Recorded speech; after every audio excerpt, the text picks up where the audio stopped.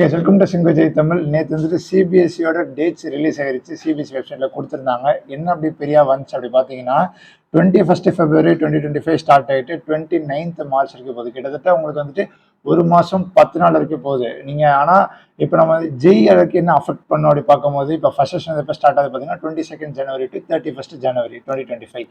அதுக்கப்புறமா second session எப்போ start ஆகுது 1 April to 8th April. இது என்ன ஒரு பெருசுனா 29th March 2025 அந்த கம்ப்யூட்டர் சயின்ஸ் முடியுது. 30th March 31st March ரெண்டு நாள் மட்டும்தான் இருக்கும். அதுக்கப்புறம் பார்த்தீங்கன்னா 1 April to 8th April நமக்கு செகண்ட் செஷன் ஸ்டார்ட் ஆயிடுது. செகண்ட் செஷன் படிக்க டைம் இருக்காது.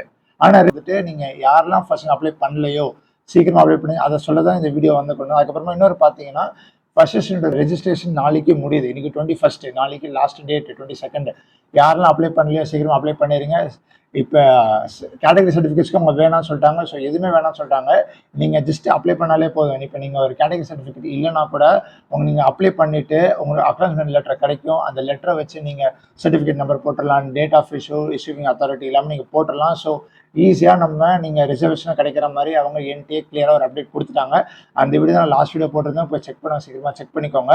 அதுக்கப்புறமா இப்போ பார்த்தீங்கன்னா அதான் தான் சொல்கிறேன். என்ன பேச கொண்டு வந்திருக்கேன் பார்த்தீங்கன்னா நீங்கள் அப்புறமா எழுதுறேன் நினச்சிட்டு இருக்க முடியாது. அதனால சொல்கிறேன் ஃபர்ஸ்ட் செஷன் எழுதுறீங்க. நான் எல்லா வீடியோஸும் சொல்லியிருந்தேன். ஃபர்ஸ்ட் செஷன் அப்ளை பண்ணி ஃபர்ஸ்ட் செஷன் எழுதுங்க. கம்மியான மார்க் கூட அதிகமான பர்சனல் வரும். இன்னொரு பெரிய அட்வான்டேஜ் நீங்கள் ஃபர்ஸ்ட் செஷன் எடுத்தீங்கன்னா அப்படி பார்த்தீங்கன்னா நீங்கள் லாஸ்ட் இயர் ஃபர்ஸ்ட் செஷனில் பார்த்தீங்கன்னா 12 லட்சம் பேர் எழுதியிருந்தாங்க எக்ஸாம். ஆனால் இந்த வருஷம் பார்த்தீங்கன்னா 10 லட்சம் பேர் தான் இப்போதைக்கு 10 லட்சம் அது கிட்டத்தட்ட அந்த ரேஞ்சில் தான் அப்ளை பண்ணியிருக்காங்க. நீங்கள் இன்னைக்கு நாளைக்கு அப்படி அப்ளை பண்ணால் கூட பார்த்தீங்கன்னா கிட்டத்தட்ட 11 lakhs தான் வர வாய்ப்பு இருக்குது. 1 லட்சம் பேர் கம்மியாக ரெஜிஸ்ட்ரேஷன் பண்ணியிருக்காங்க. ஸோ அதனால நீங்கள் கம்மியான மார்க் கூட அதிகமான பர்சன்ட் இதை நான் சொல்கிறேன். நீங்கள் யாரெல்லாம் அப்ளை பண்ணலையோ இப்போ அப்ளை பண்ணி இப்போ எழுதிருங்க. கண்டிப்பாக செகண்ட் செஷன் கொடுங்க, இல்லைன்னு சொல்ல. ஆனால் நீங்கள் ஃபர்ஸ்ட் செஷன் அப்ளை பண்ணுங்க. அதுக்காக சொல்கிறேன். ஃபர்ஸ்ட் செஷன் எழுதாமல் டேரக்டாக செகண்ட் செஷன் போனீங்கன்னா ரெஜிஸ்ட்ரேஷனும் அதிகமாகும். கிட்டத்தட்ட 15 lakhs 16 lakhs வந்துடும். அதுக்கப்புறம் உங்களுக்கு டேட்ஸும் இல்லை. சிபிஎஸ்சி வரை நீங்கள் படிக்கணும். அதுக்கப்புறம் உங்களுக்கு படிக்கவும் டைம் இருக்காது. ரெஜிஸ்ட்ரேஷன் அதிகமாகிடும். நீங்கள் அதிகமான மார்க் வாங்கினா ரொம்ப அதிகமாக மார்க் வாங்கினா ரொம்ப அதிகமாக பர்சன்ட் தேவை. இதை சொல்ல தான் நான் இங்கே வந்தேன். அதனால தான் சொல்கிறேன். யாரெல்லாம் அப்ளை பண்ணலையோ இன்னைக்கு இல்லை நாளைக்கு தான் லாஸ்ட் டேட்டு சொன்னாங்க.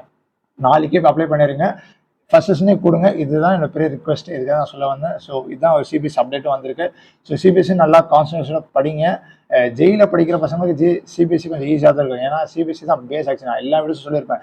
என்சிஇஆர்டி தான் base, physics chemistry maths NCERT படிங்கன்னு கூட சொல்லியிருந்தேன்.